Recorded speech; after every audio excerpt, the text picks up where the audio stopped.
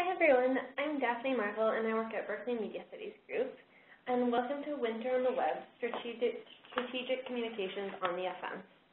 In this training, advocates will explore how to use data to emphasize what is newsworthy about their issue, and participants will explore how to use data to create news, piggyback on breaking news, meet with editorial boards, submit op-eds and letters to the editor, and to develop advocacy ads.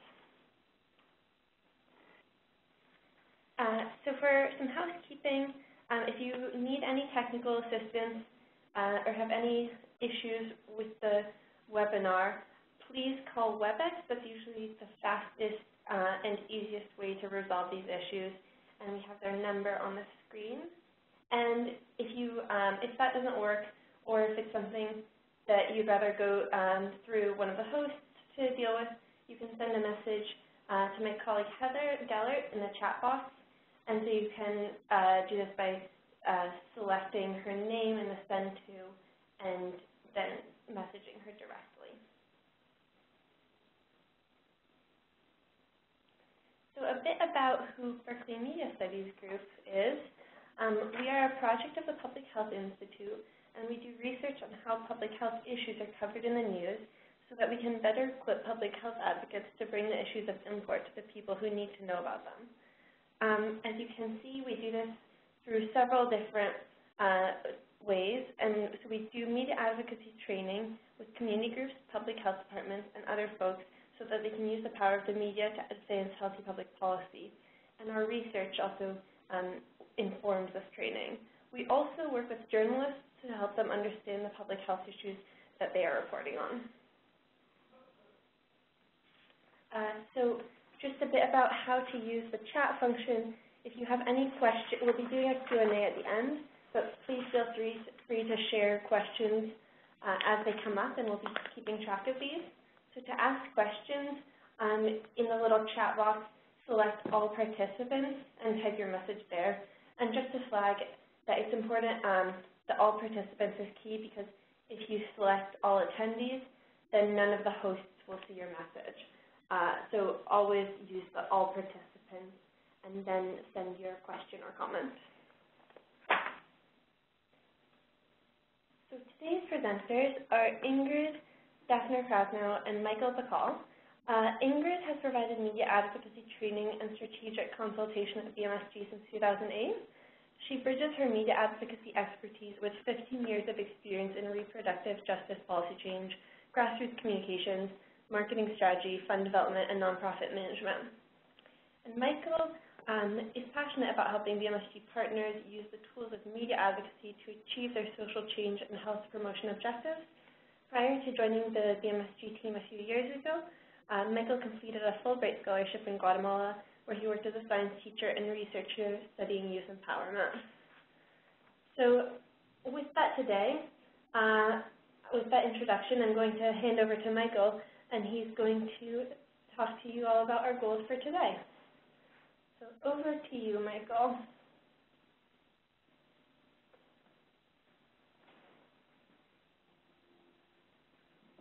Okay, well, good morning, everyone, and welcome to our webinar. Thanks, Daphne, for the introduction. We're really excited to be with you not only on this webinar, but also hopefully for the next several months and even years, as we'll be working with the Cal Wellness Foundation grantees on a long-term basis. So the purpose of this webinar is really to begin introducing some tools and strategies around media advocacy. As I was saying earlier, sort of the beginning of a long-term partnership where we'll be available to provide technical assistance or follow-up questions to anyone with an interest in that. And we'll talk more about that at the end of the webinar. But what today is really focused on, as the title of the webinar suggests, is how we can use the one-year anniversary of the new presidency as a news hook to draw media attention to the issues that we are passionate about and that we are working on. And by way of doing that, we're also going to provide some more general background information into how Berkeley Media Studies Group approaches this issue of strategic communications and why we believe it's important. So our specific goals for today are, first of all, to learn about how media advocacy can be used to influence decision makers. This is sort of our general overview of the media advocacy approach that we use.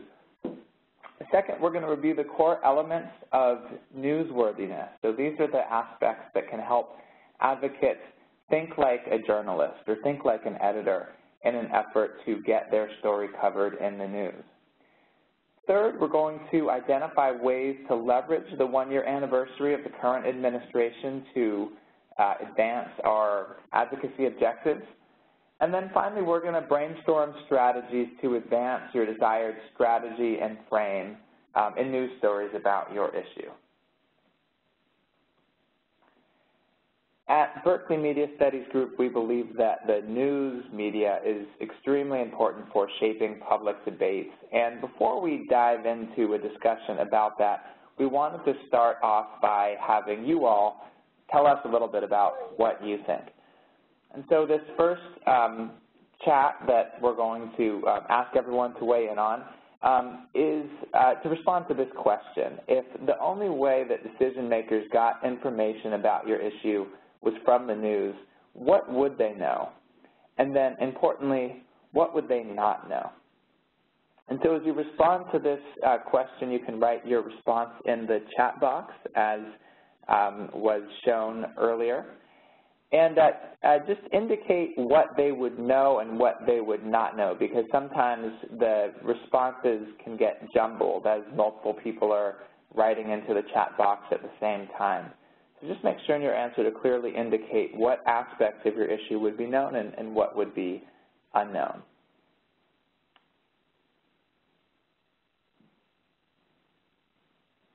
And we'll sort of read off responses as those come in.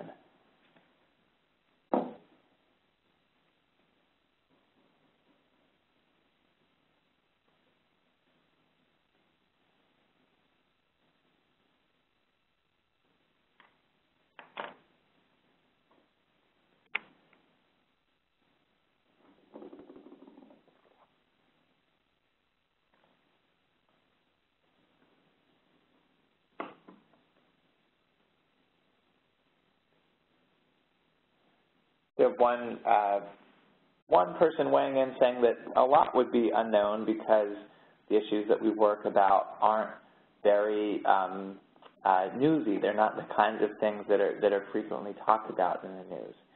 So often the case in public health, but what we're going to be talking about today are some strategies that we can talk about for how we could sort of make them newsworthy. I mean, they're certainly of interest to the general public, and so it's a question of how we can make that case to journalists for why these issues are important to cover. Also, if folks can indicate their specific issue area, so if you're working on reproductive health or violence prevention or nutrition or whatever your issue area is, indicate that as well so that we can have this conversation in the context of the specific issue areas that you're working on.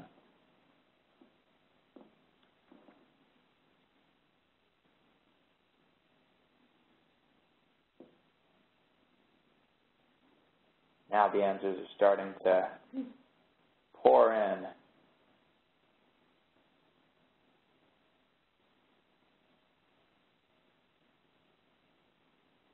So in the issue area of housing, talking to and turning out voters, I might need to know a little bit more about that. So what would be known about the issue of housing if the only way decision makers had access to that information was from the news?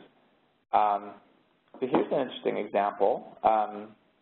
They would know that mercury-contaminated fish in the Sierra Nevada water bodies is a result of historic gold mining practice. So that's interesting that story has been covered in the news, and I'd be interested in knowing a little bit more about the genesis of how that story got, quote-unquote, discovered by journalists.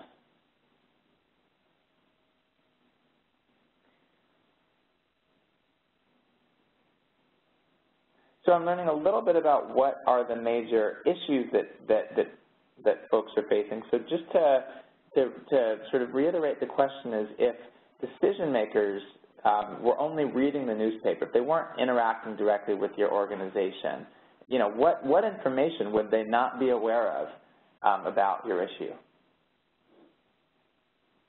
We have another example here about lead in paint, water and soil,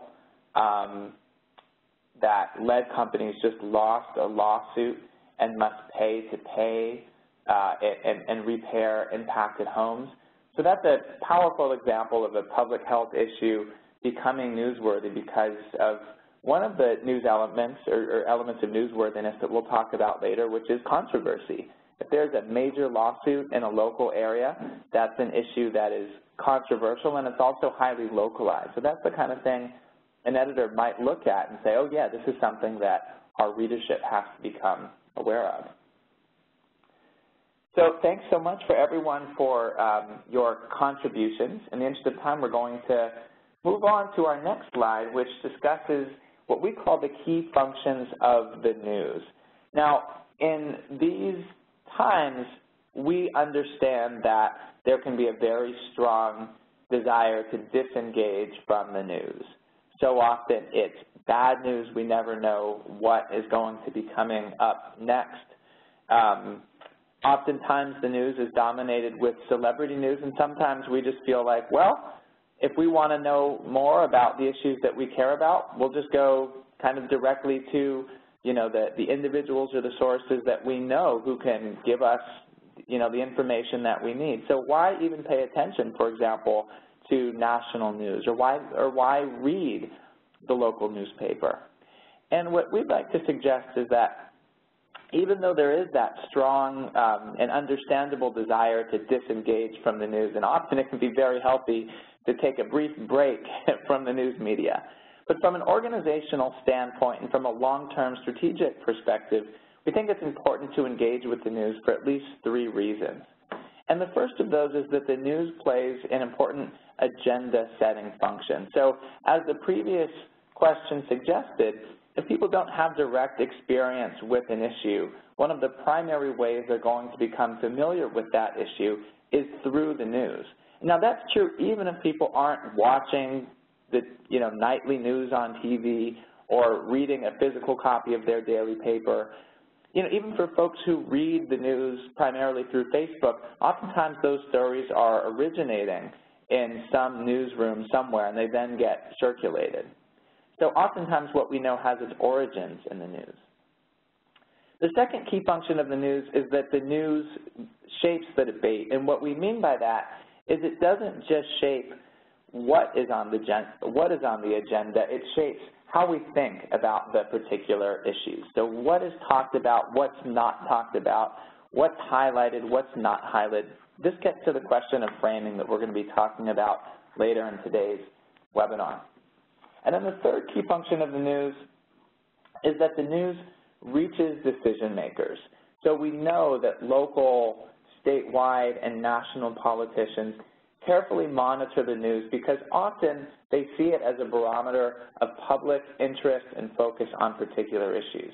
And so if we want to move legislation, if we want to change policies so that we can create healthier environments, the news is one important way that we can exert influence on decision makers.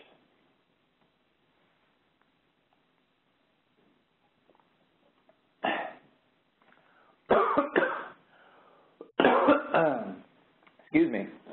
So at Berkeley Media Studies Group, we always recommend that before beginning to develop a message, we encourage advocates to first start by clearly defining what their overall strategy is. And so we use a tool that you see on this slide, and we'll also,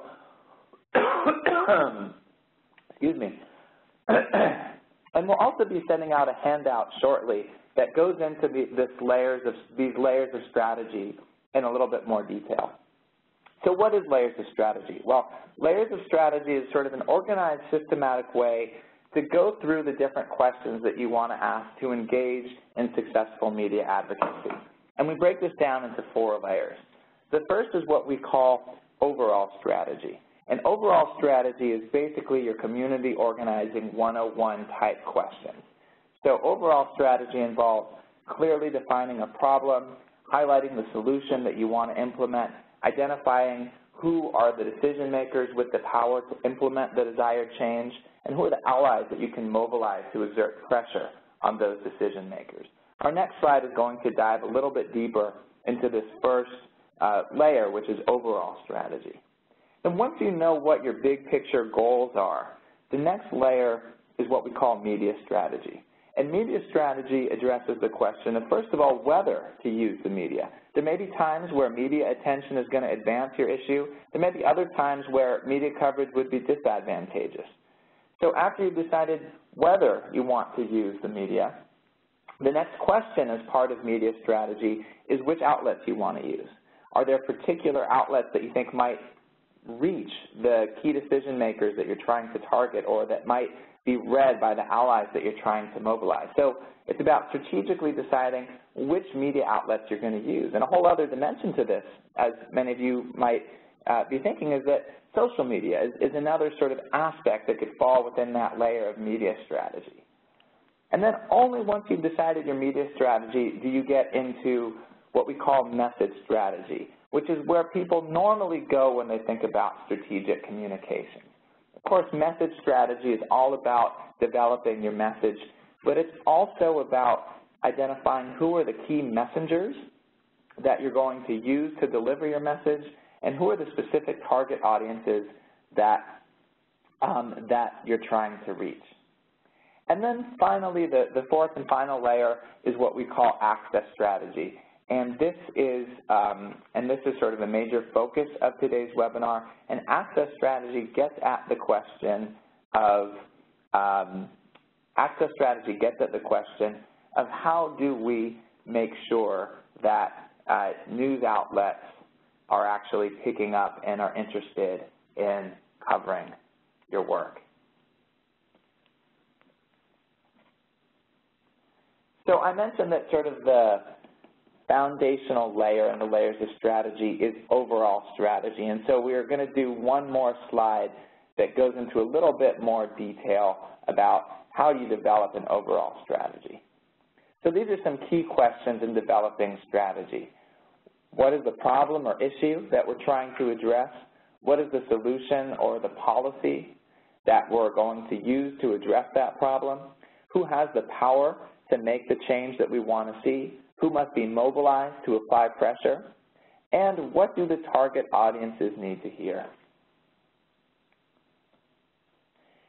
So now we'd like to hear from you once again. And I'd like to ask everyone to write a response in the chat box in response to these 3 questions related to overall strategy. And if you could please number them, that will help, because once again, when multiple folks are weighing in, sometimes the responses can get a little bit jumbled. So indicate 1, 2, 3 with you, which of the 3 questions you're responding to. So the first of these is, in brief, what is the change that you're trying to create? Think of your specific organization, and for many of you, you're working on multiple issues at the same time, but for the sake of this exercise, we ask you to just think of one issue that your organization is working to address. Second, we'd like you to think about who has the power to implement that change. Who's the key decision maker that you are going to need to influence? And third, who are the allies that you can work with, that you can mobilize to reach your target audience? So take a few minutes and write your response in the chat box.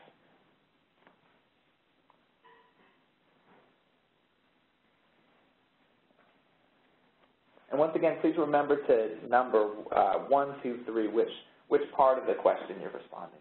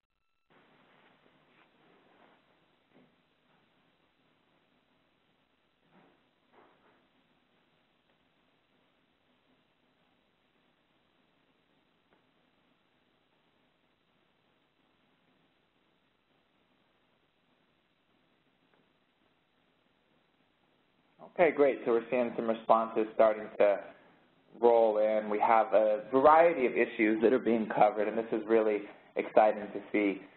We have some folks working to, and as the answers are coming in there, they're coming in faster than I can read. Let's see what we have here. So we have ending homelessness for women and children, ending senior poverty. We have access to oral health care for low-income people.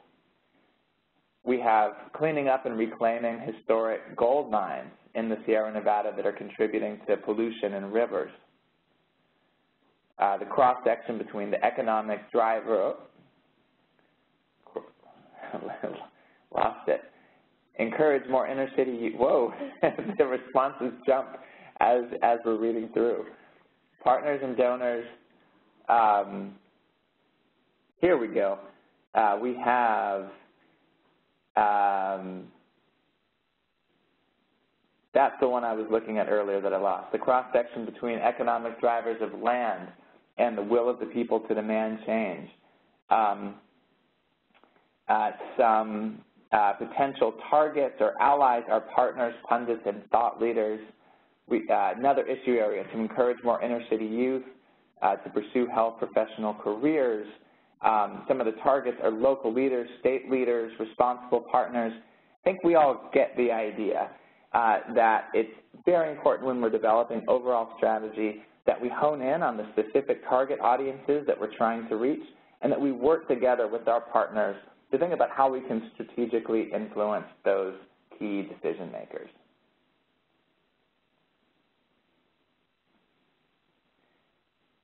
So with that introduction to strategy, I'm now going to turn it over to my colleague Ingrid, who's going to be talking a little bit about the concept of framing.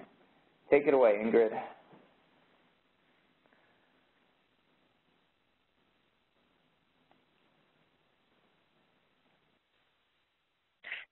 Thanks so much, Michael, and thanks to everyone for joining us today.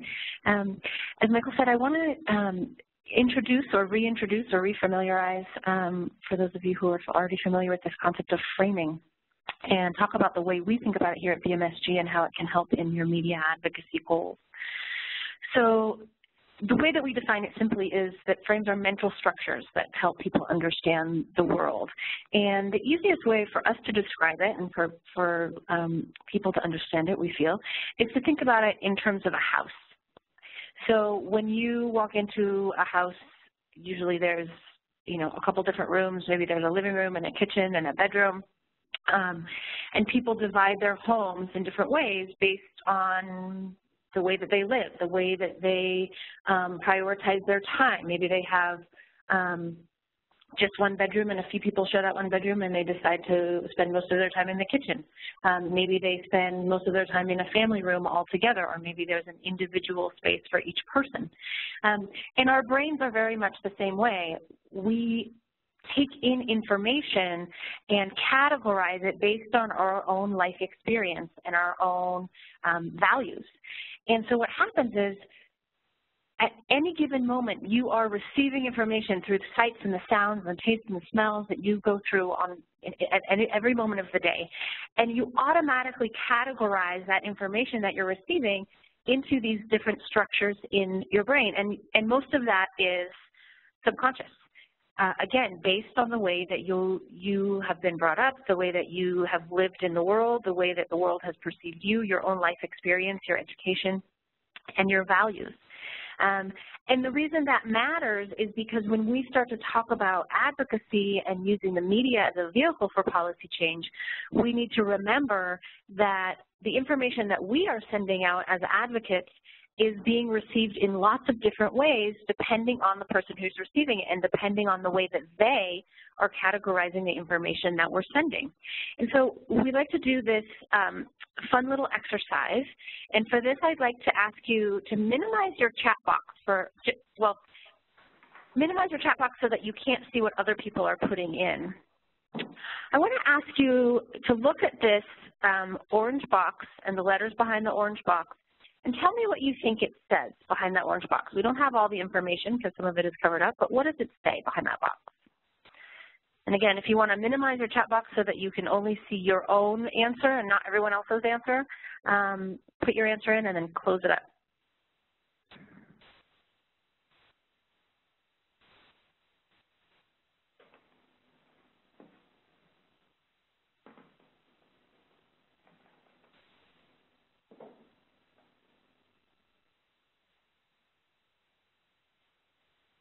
Okay, I'm just going to let a few more answers come in, and then we'll talk about this.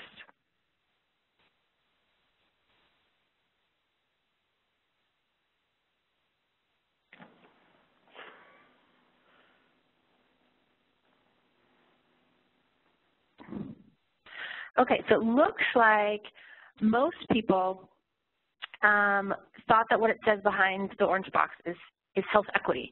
There's one person who we don't have a name associated with who put in the letters that it looks like, just given that the peak that you have at the top of those letters.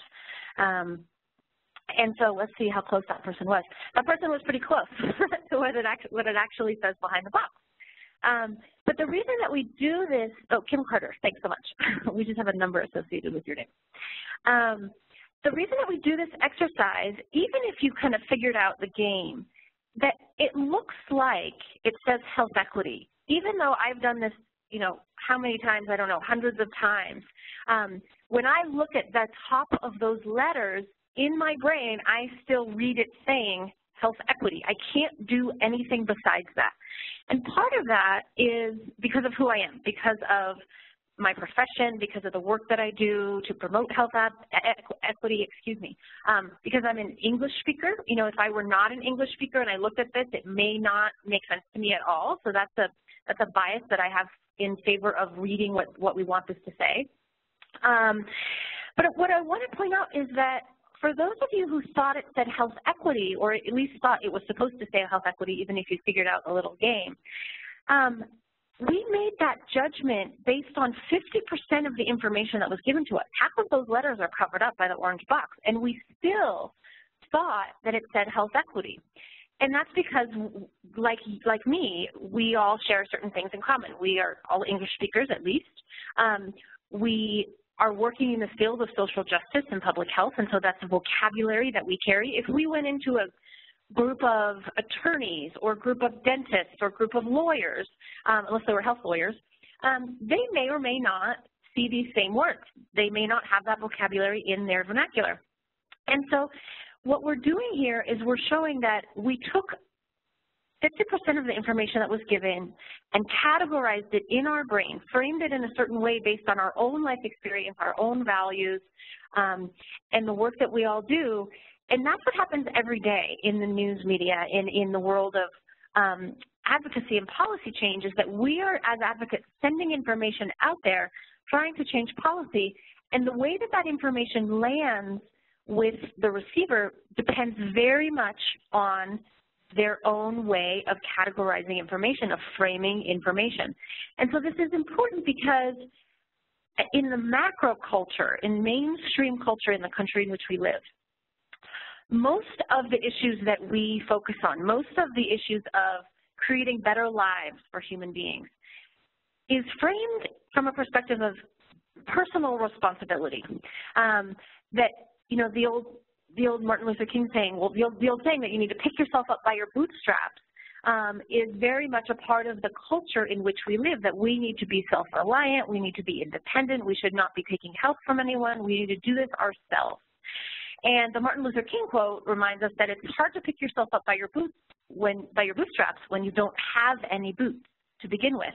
And so what that quote is trying to do, and what we're trying to teach here, is shift the balance from a frame of personal responsibility where the individual is held solely accountable, to a frame of institutional accountability, where, yes, of course, people need to be responsible for themselves and their families and make the best choices that they have available to them, and we need to hold our institutions and our systems and our structures and our governments accountable to ensure that all of those choices are there, that each person has what they need to live the highest quality life possible. And in the news media, it's one of the biggest challenges because that personal responsibility is such a point of interest for people. So again, what we're trying to do with our framing is shift the frame from the personal responsibility frame, which is so prevalent, to one of institutional accountability, which is where policy change and systems change exists. So I want to pass it back to Michael to share with us some ideas around newsworthiness. How can we change this frame? How can we find stories that are newsworthy in order to get our advocacy issues out there in the public dialogue?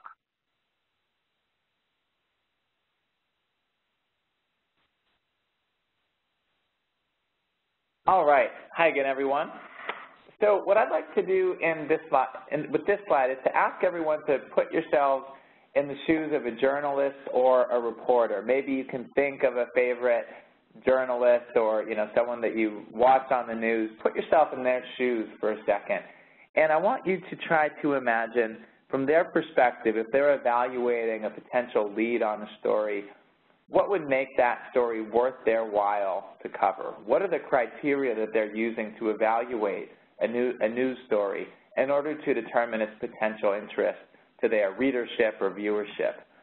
And so BMSG has identified a number of what we call our elements of newsworthiness. And we're going to be sending out a link that will describe each of these in greater detail.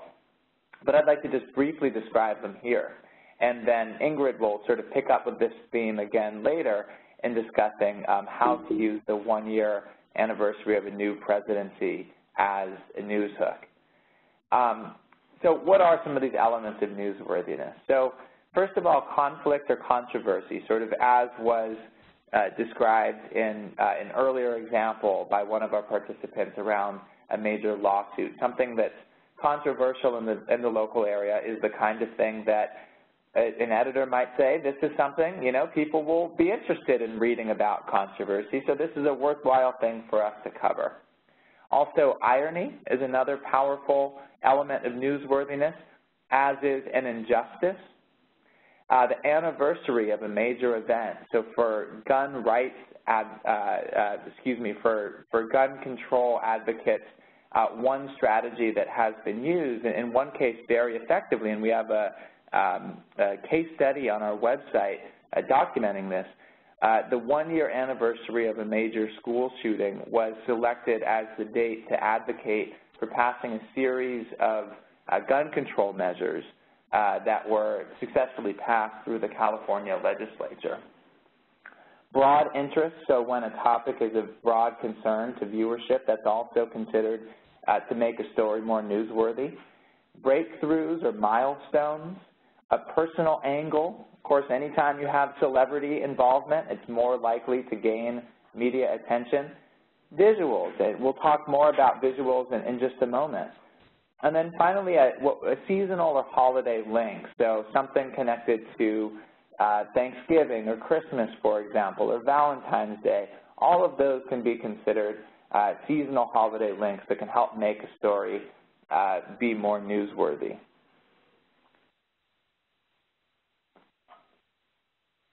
So we just talked about what we call elements of newsworthiness. Now we're going to talk about something that sometimes can be a little bit tricky to distinguish. So first was elements of newsworthiness, which is putting yourselves in the shoes of a journalist or an editor. And then this is what we call story elements. So this is putting yourself in your own shoes as an advocate, and you're trying to sell your story in a way that will make it compelling for a journalist. And one of the ways that you can do that is you can think about really the fact that journalists are not charged necessarily with covering issues.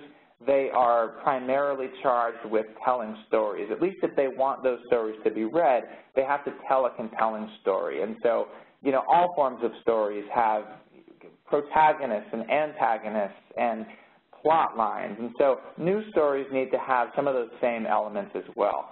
And so at BMSG, we've identified 4 that we're going to run through fairly quickly. These are to identify authentic voices, to develop what we call media bites, to use compelling visuals and symbols, and to calculate social math. All of these make your story more tangible and accessible for readers. So what are or who are authentic voices? Authentic voices are spokespeople for your issue that are inherently compelling because of their professional or personal life experiences. This is an example. The picture that we see on the right is of Reverend William Barber, who has been an outspoken advocate on a number of issues, including health care, and he speaks from a place of moral authority because he is a religious leader. Media bites are our second story element. These are also known as sound bites, and media bites are short, pithy, memorable lines that you can use so that even if a person is halfway paying attention to their TV or radio and they hear this line, it will stick with them the next day. This is one from the same authentic voice mentioned earlier, William Barber. He says, preachers are going to have to bury folks who weren't called home by God, but by senators who took health care. When you put children, the disabled, and veterans at risk, we know we will be the ones to bury them. So again, speaking from his own position as a religious leader, able to develop a very memorable media bite.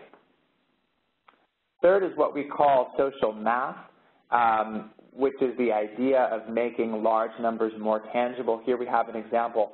1,000 people quit smoking every day by dying. That is equivalent to 2 fully loaded jumbo jets crashing every day with no survivors. How much more compelling to share that number than to talk about 400,000 people or whatever the exact number is of people that die on an annual basis. So strategies to make large numbers more tangible. And then fourth, we have visuals, as mentioned earlier, particularly for TV news. If there's something that they can capture for their story, that makes it much more likely that that story will be picked up in the news. Here's a dramatic example. Advocate filled a school bus with sand to indicate that the amount of sugar that school children consume in 1 year. And so with that, I will hand it back to Ingrid to discuss how we can use the first year as a calendar hook.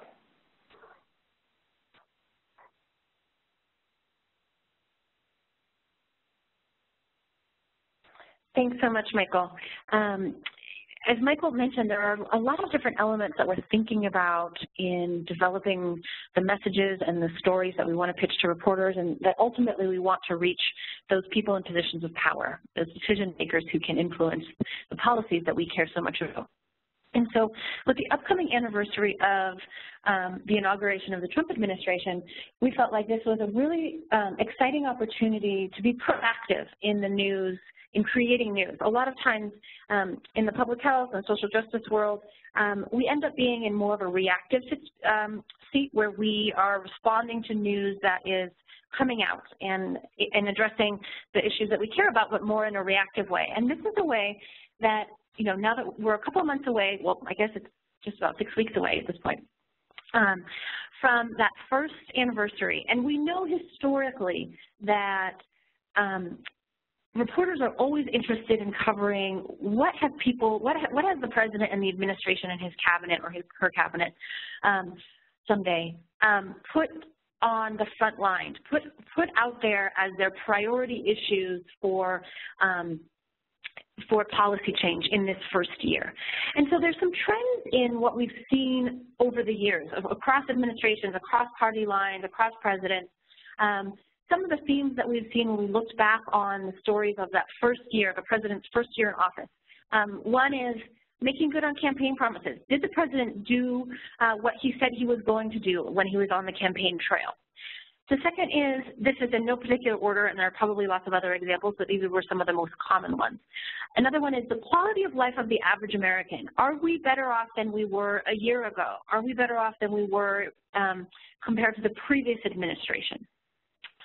Another one is, how did the president handle a crisis situation? And this is really fascinating. When we went back and looked at the news media in the last few administrations, and even in the last few decades, we saw that every single president has had to handle some kind of crisis in his first year in office. What that crisis has been has varied. You know, obviously in our current situation, it's been very catastrophic weather across the country. But every president has had to deal with some kind of crisis situation during that first year. And so how has the president handled that? And what does the general public, what do constituents think about that? And how are the news media framing that? And so those are just a few ideas. What would be some other themes that you might be able to think of that you'll be paying attention to based on the issues that you care about and issues that you work on? If you can enter some ideas in the chat box, we're just going to do a quick brainstorm here. What would be some themes that you think that our current administration is going to be judged on after that, in that first year anniversary? And I'll give people just a few minutes for this, or not a few minutes, just maybe 30 seconds or so.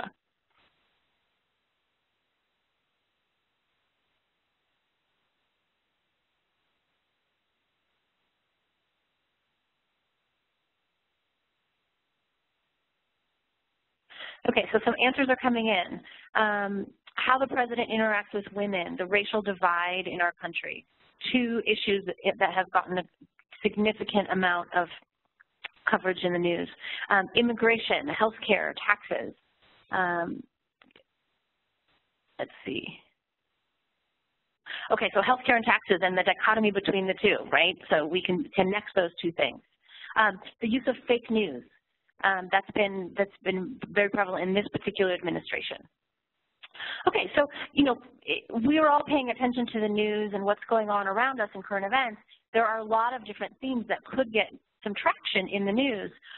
What are the news stories that you would like to see that would help highlight those issues that you care so much about? This goes back to the exercise that we did with Michael at the very beginning of the webinar. If the public got their information only from the news, what would they know and what wouldn't they know? And this is a place I want to just insert a quick reminder that people usually carry with them when they're developing their media strategy. And the idea is you can't be comprehensive and strategic at the same time. So we could think about all of the different issues that have been in our news feed this year. As advocates, we probably have a dozen, at least, just on the top of our mind that are important to us, even if we only focus on 1 or 2 issue areas. But what we have to do in order to be strategic with our media advocacy is to think very specifically about the change that we're trying to make and be very precise with our language, be very precise with our strategy, so that we can't cover all of the different issues that we care about when we are reaching out to journalists and pitching news stories to them. We have to be really specific with the issue that we care about in this given moment. So for that first anniversary news hook, what issue are we going to focus on? If it's senior poverty, what aspect of senior poverty? Is it housing? Is it nutrition?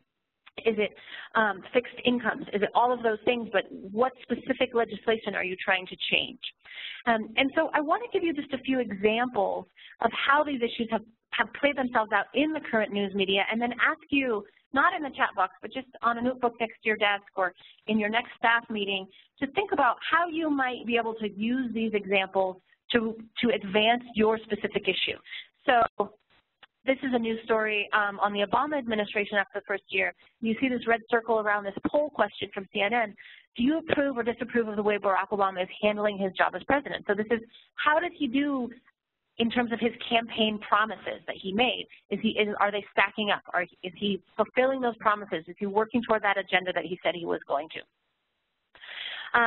This is a news article or an opinion piece on George W. Bush after he made his State of the Union. The State of the Union is going to happen, you know, just a few days after that first anniversary.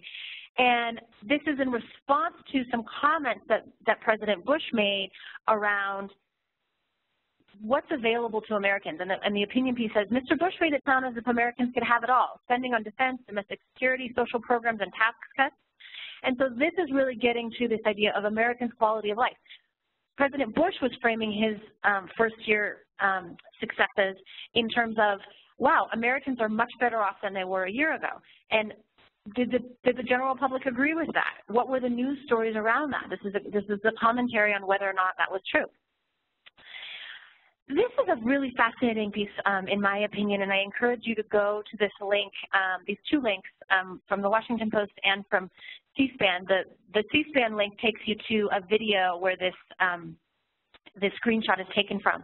And this basically talks about how when Vice President Cheney was in his position and dealing with the coup attempt in Panama, he actually was reflecting on the fact that they had all of these very, very experienced cabinet members in place, and they still were struggling. They still didn't get it quite right. They had to go through the process of learning it. You know, he says in his own words, in crisis management, the only way to learn it is to do it.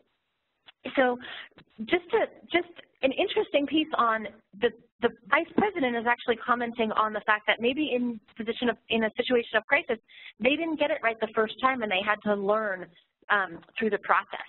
And so if you were to comment on the different crises that we've seen in this first year of the administration, how would you frame those and what could the administration do better next year?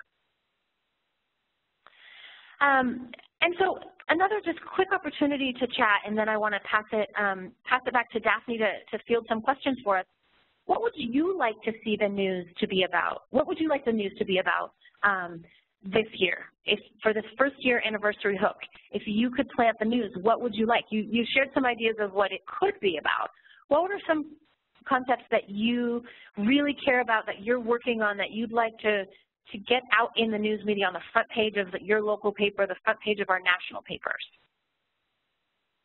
So we'll just take a minute or so to do this and talk about it, and then we want to open up, we want to invite people to ask questions that they have about any of the content that we've covered in today's webinar.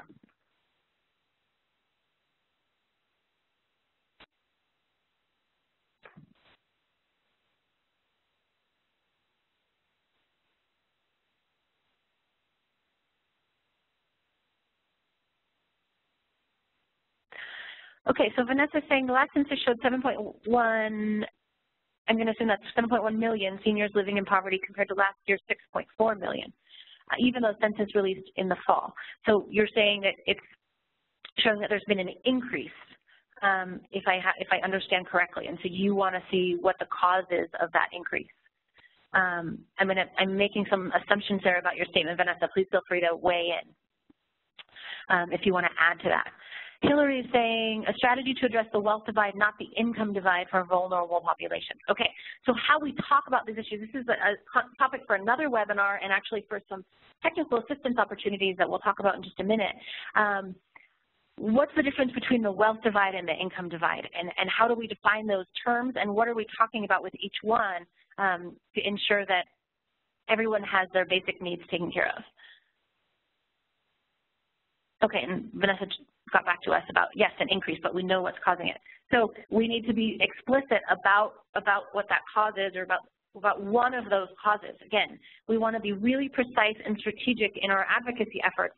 If we go in saying we have to change these 6, 7, 8 different policies all at once, we may not be as successful as if we stick to 1 or 2 policy change goals, 1 or 2 individual people who are in positions of power to create change. And that whole idea of advocacy strategy and of reaching your decision makers is are topics that we can talk about in some technical assistance that Berkeley Media Studies Group is offering to all California Wellness grantees. When you fill out the evaluation at the end of this webinar, you have an opportunity to put your name and contact information if you're interested in receiving technical assistance. It will be provided at no charge to grantees. It's all due to the generosity of the California Wellness Foundation. And we'll be starting to schedule those later this month and into the coming year. And there will also be some communications coming out directly from the Wellness Foundation for any of your colleagues who weren't on today's call. So I want to thank everyone for weighing in here with all of these different issues that they are working on. I know there's not enough time to talk about all of this whole brainstorm, but we'd love to encourage you to get back to your colleagues, do a brainstorm like this, and think about how can you take advantage of this first year anniversary news hook. I'm going to pass the ball back to Daphne so that she can field some general questions about the webinar and invite you all to ask any questions that you may have. Thanks so much.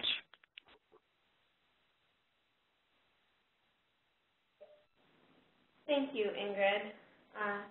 So we're now going to move on to the questions.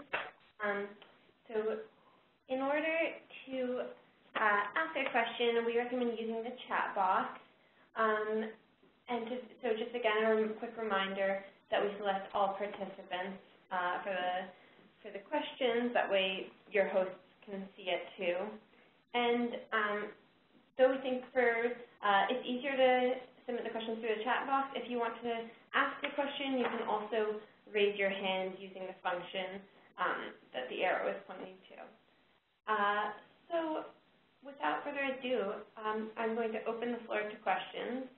And if you could start sending them in the chat box, I will then field them to our presenters.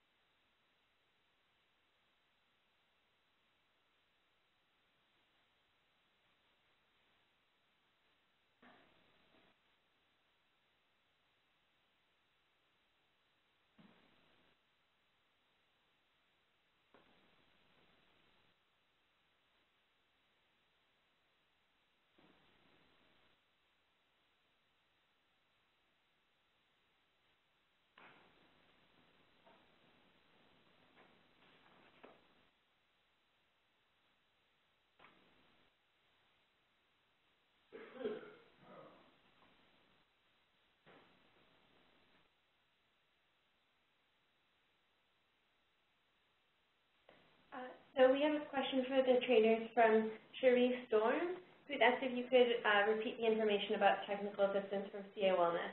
So I'll just flash back to that slide, and Heather can, Ingrid can maybe speak a little more to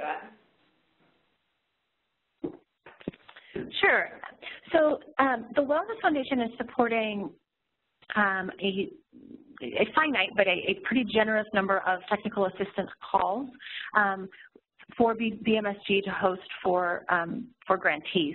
And so what we're doing as a first step, and this is at no cost to the grantees, what we're doing as a first step is learning from you what you're interested in learning more about. If you have a specific campaign that you're working on, a specific media advocacy challenge that you've had over the years, or this is totally new information and content for you and you want to bring in your communications person just to get some basic pointers, the technical assistance offerings run the gamut. If you are not familiar with our work, I encourage you to go to our website and poke around in all the resources there and see what might be of most interest to you. Or what you can do is get in touch directly with us, with me, Daphne Krasnow at bmsg.org, to express your interest. And what we'll do is we'll set up a time for us to talk just for about 20 minutes or so I can learn about what issues you're working on and what your specific advocacy goals are at this time, and help you identify where you might benefit from some strategic consultation. So the best thing is to just reach out initially, and then we can figure out how we can best support the work that you're doing. And again, this is all funded through the California Wellness Foundation. Thanks for your question, Cherie. And if anyone else has any questions, no matter how big or small, I invite you to share them all now. Otherwise, you can, of course, follow up with the trainers later, as Ingrid just said.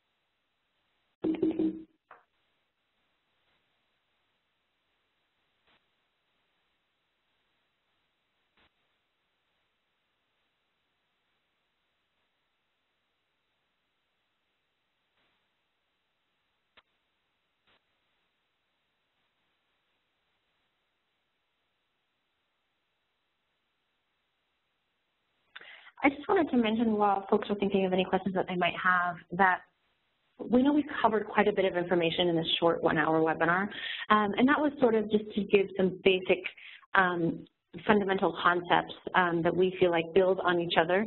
Any one of these issues that we talked about, story elements and newsworthiness and framing and policy change and overall strategy, I mean, we went over a lot of information. Any one of those topics is the content of an individual training. So please, please don't feel overwhelmed. We hope that you don't feel overwhelmed by all the information that was presented.